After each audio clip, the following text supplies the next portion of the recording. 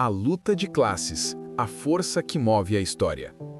Desde o início da civilização, uma mesma força move o mundo e também o divide. Essa força tem muitos nomes: ambição, poder, domínio. Mas Karl Marx a chamou de algo muito mais direto: luta de classes.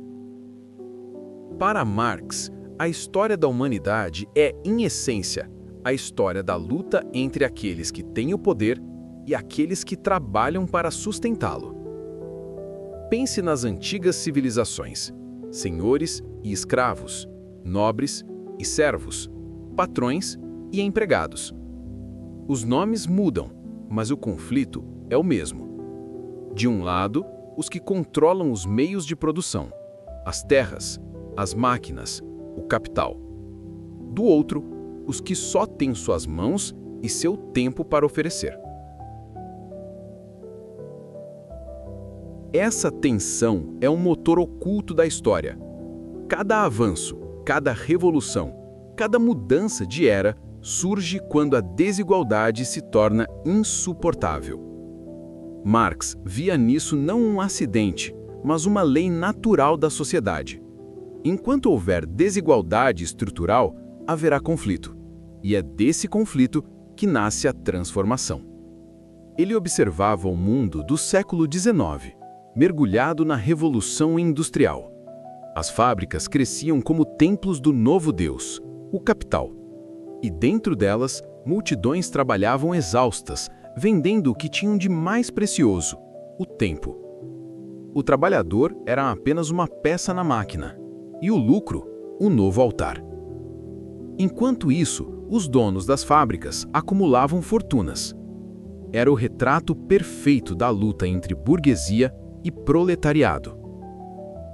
A burguesia, a classe que possuía o capital e controlava a produção.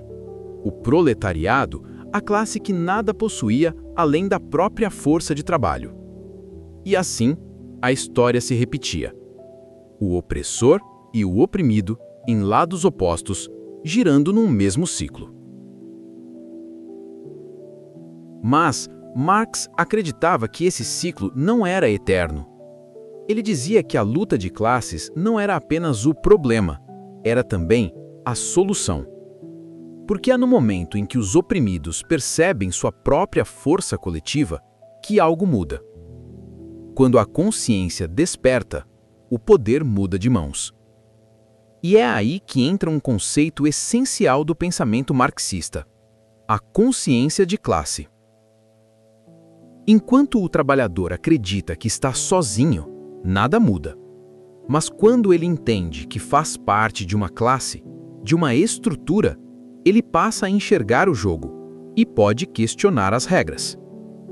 Marx chamava esse despertar de o início da verdadeira revolução. Não apenas uma revolta de ruas, mas uma mudança profunda na mente e no coração das pessoas. A revolução, para ele, não era só quebrar correntes, era entender quem as colocou lá. E talvez essa seja a parte mais desafiadora da teoria de Marx. Ele não queria apenas que o pobre deixasse de ser pobre. Ele queria que ninguém precisasse explorar ninguém para viver. Mas Marx também sabia o preço disso. Ele sabia que o poder nunca cede de bom grado e que toda mudança verdadeira traz resistência. É por isso que ele via o conflito não como um erro, mas como uma necessidade.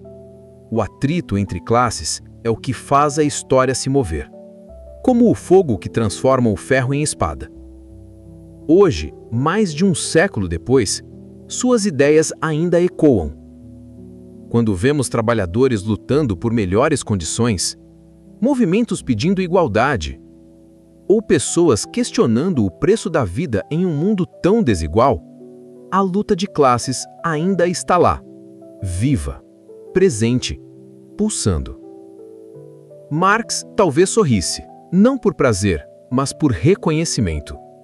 Ele sabia que o sistema não se sustentaria sem o trabalho de quem o alimenta, e sabia também que um dia esse trabalho buscaria libertar-se.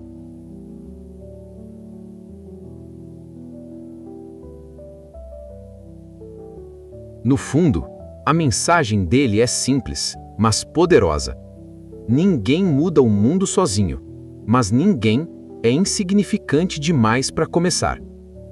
Porque toda revolução, antes de nascer nas ruas, nasce dentro da mente de quem percebe a injustiça e se recusa a aceitá-la.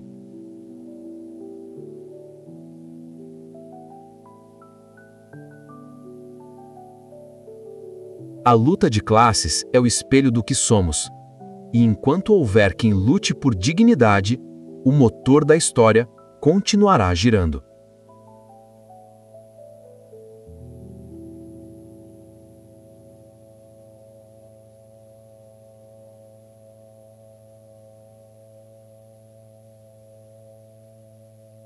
Se essa reflexão te fez pensar, inscreva-se no Fato Rápido. Aqui, o conhecimento é a centelha que acende a consciência. E lembrar que pensar é o primeiro passo para mudar.